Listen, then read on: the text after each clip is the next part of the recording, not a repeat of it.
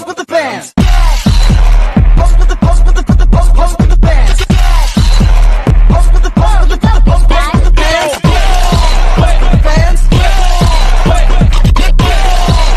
Pose with the bands. Apa ya? Yang naik brand gak sih? Kan kemarin udah.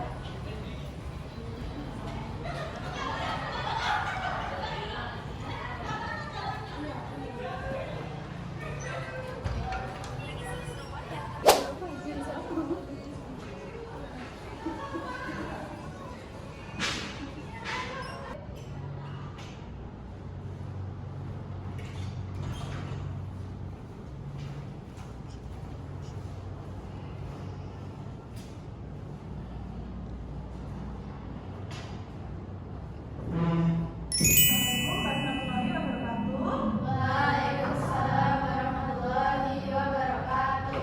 Selamat pagi semuanya. Gimana kabar hari ini? Baik. Loh, kok tidak gimana? Lemes, Bu. Lemas belum makan ya kalian? Belum. Oh ya udah nanti beli. Karena ada yang beberapa menjawab tidak hari ini, Ibu memberi materi teori belajar tentang behavioristik.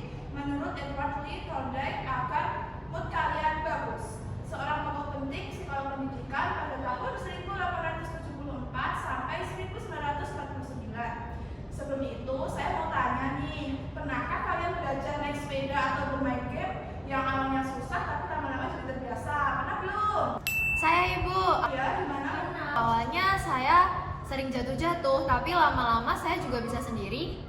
Bu, saya, Bu. Oh ya, gimana Moni? Awal belajar naik sepeda, saya sering terjatuh, tapi tidak menyerah dan terus berlatih hingga lancar bersepeda. Nah, bagus sekali itu. Nah, itu salah satu contoh teori belajar dari Thorndike. Thorndike mengatakan bahwa belajar itu adalah proses membentuk hubungan antara stimulus dan respon. Yang artinya ketika ada rangsangan, kita memberi jawaban dan lama-lama jadi kebiasaan. Nah, untuk hukum yang pertama ada law of fitness atau hukum persiapan. Nah, kalau kita sudah siap belajar, lebih mudah kan? Contohnya, kalau kalian sudah menyiapkan buku dan fokus, pasti lebih cepat paham. Setuju tidak? Setuju. Nah, oke, kita lanjut ya. Kalau setuju, itu yang kedua ada hukum law of action. Itu adalah hukum latihan. Kalau suatu hal berulang-ulang, maka semakin kuat kita menguasainya. Menurut kalian apa nih contohnya? Bisa jawab kan? Saya, Ibu. Oh ya, kamu. Kalau kita sering latihan soal matematika, kita jadi gampang jawabnya.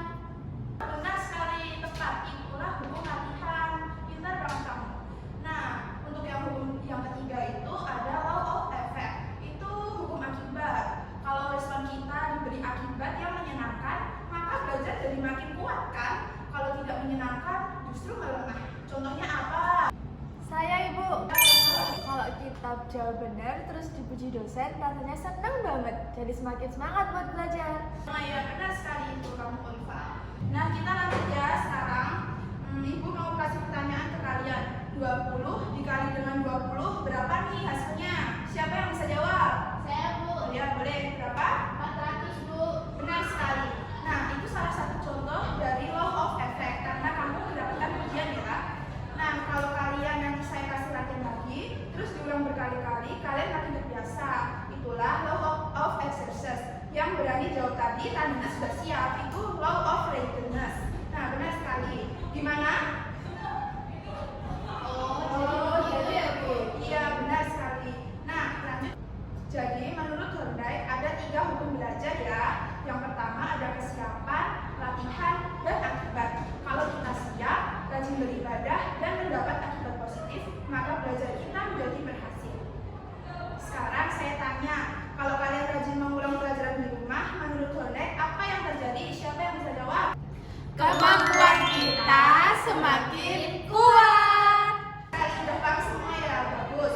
Itu inti dari teori belajar Thorndike. Terima kasih, sampai jumpa di pertemuan berikutnya ya anak-anak.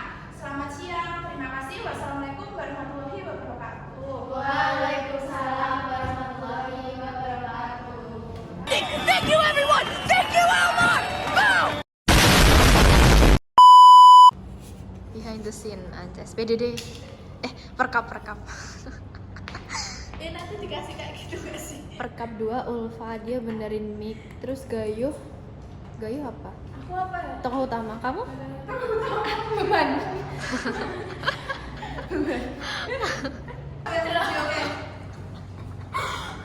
Velocity gue berasa.